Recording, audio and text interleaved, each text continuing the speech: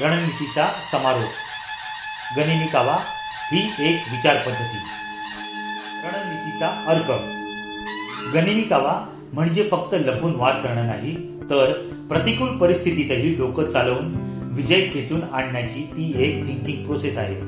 आज या तिसऱ्या टप्प्याच्या समारोपात आपण पाहणार आहोत की गनिमी कावा तुमच्या बिझनेसची डीएनए कसा बनू शकतो. छत्रपती शिवाजी महाराजांनी शून्यातून स्वराज्य उभं केलं, कारण त्यांच्याकडे क्रिएटिव्ह थिंकिंग होतं. शत्रू मोठा असो वा अडचण बिकट, त्यांनी कधीच ठरलेल्या साच्यात काम केलं नाही. परिस्थितीनुसार स्वतःची पद्धत बदलणं आणि शत्रूला सतत संभ्रमात ठेवणं हाच गनिमी काव्याचा खरा अर्थ होता. बिझनेसमध्ये रणनीती म्हणजे फक्त कागदावरचं प्लॅनिंग नाही, तर ती एक लवचिक विचार पद्धती आहे. बाजारपेठ बदलली की तुमची चाल बदला. गनिमी कावा म्हणजे 1. कमी संसाधनात मोठा विजय.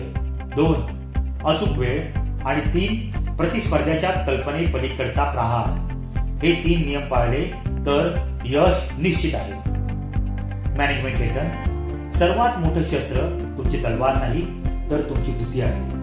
रणनीती अशी असावी की तुमची हालचाल शांत पण परिणाम प्रचंड असावा.